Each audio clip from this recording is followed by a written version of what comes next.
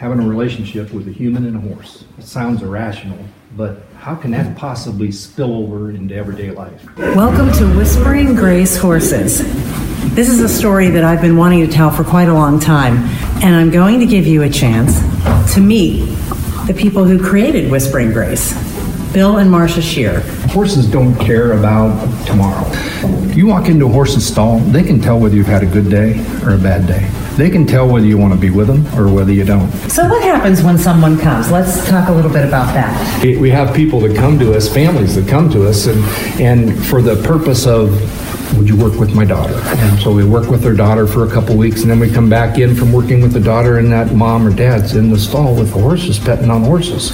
And now all of a sudden, can I volunteer out here? Do you think I can volunteer out here? I have to ask you, how did you get to this place? Both of us grew up with horses. I became a head basketball coach and a principal, and Marcia was a kindergarten teacher, and the horses kind of took a back seat.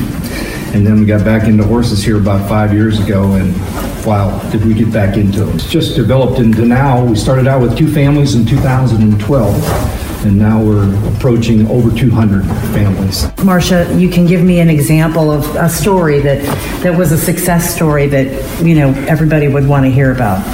One of our first students, actually, that came out to the barn, he was having relationship issues at home. He started working with the horses. The horses made him able to relate to others. So he was spending more time with his family, more time with his grandparents, more time with his friends, and he ended up being a session leader for us. People have found us for some reason. I know that WHBC has been a part of this because with Joe Palmisano and Gary Rivers, and now we've made the clean sweep with Pam Cook being out here. But from the very beginning, people have come to us. We haven't advertised anywhere. We do have a website, but it's been an amazing trip. And we're going to throw out a challenge to Pam Cook about coming out here, separate of being on a broadcast. Absolutely. That's a wonderful idea. Absolutely a wonderful. Do people come that are afraid? All the time. Asked Joe Palmisano if he was afraid, but he warmed up to Doc. I think people come all the time being very, very afraid of horses. You know, some of them say, we have some huge problems in our life, big, strong, powerful problems. So what do? We put them in front of a huge, big, strong, powerful animal, and they form a relationship they never dreamed could happen. We were talking about volunteers and staff members, and now you have all these families, and so you have some help. I want you to introduce to our audience who we have here. This is TORI BELDEN. TORI has been with us from the very onset of Whispering Grace Horses. Even influenced my career decision. So beforehand, I didn't quite know what I wanted to do, but after working here for so long, I've discovered that school counseling is ultimately what I want to do for the rest of my life. This is HALEIGH GUERRA, and she is a sophomore at Otterbein University.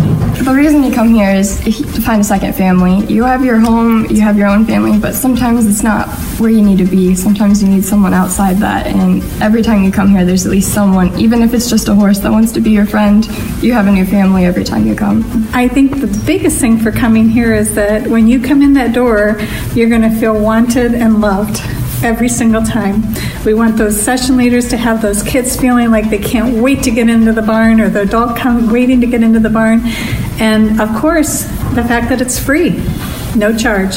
That's a great thing. Well, I thank you guys so much, and I'm glad you were nominated for Share the Good Stark County. And we, again, appreciate all that you do for the community. Well, we thank you for the ability to have you take time out of WHBC schedule to be with us. We thank you very much, Pam. We listen to you every morning.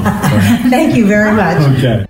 Share the Good, Stark County, brought to you by the Canton Regional Chamber of Commerce and News Talk 1480, WHBC.